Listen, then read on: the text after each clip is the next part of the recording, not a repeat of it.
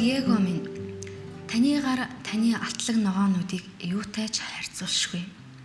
Миний бие танаар өдрөөс өдөрт дүүрсээр л байна. Чи шөнийн толлогоо хүчтэй аянгийн гэрэл лугаа. Цээжт нь миний оромж юм аа. Миний хуруу таны цуснд хүрч чаддаг. Чиний амьдралын оргилуун цэцгэн аршаанаас нь би амьдралын жаргалыг мэдрэх юм. Энэ л мэдрэмж бидний сэтгэл хөдлөлийг дүүргэж байна.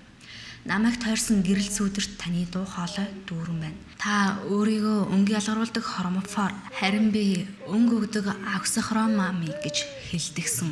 Миний хүсэл бол сүудэр хэрхэн хөдөлгөөн үүсгдэг тэр шугамыг л ойлгох явдал. Би чамайг зурмаар байвч ямар ч өнгө алга. Учир нь миний төөрөгдөл их хайрын бодит хэлбэр нь тийм юм. Таны үг сансар огторгойг бүхэлд нь туулж миний эсэнд хүргэдэг. Харин миний оддоос төгсөн гэрэл танд хүрнэ. Энэ бол бидний биеийн олон жилийн турш ангасан хүсэл юм.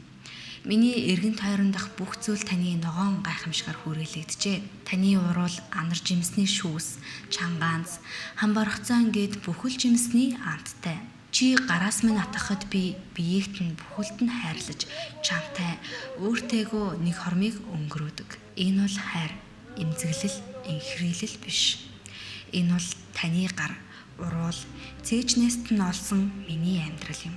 Би таны уруулаас буйсны амтыг мэдэрсэн. Бидний ертөнц хизээч гадагшилдаггүй. Зөвхөн уулал өөр нэгэн уулынхаа цөмийг мэддэгдээ. Таны оршихуй хөвөх шиг, эсвэл та миний оршихуй бүрхэх шиг санагдахад би өглөөг тесэн ядан хүлээдгсэн. Тэгээд тантай хамт буйгаа анзаарна. Сэтгэл хөдлөл дүүрэн тэр агшинд миний бие таны гараар хүрээлэгдсэн мэт санагдана. Одооноос бидний эд шид бол хайр юм гэж би дуулах болно.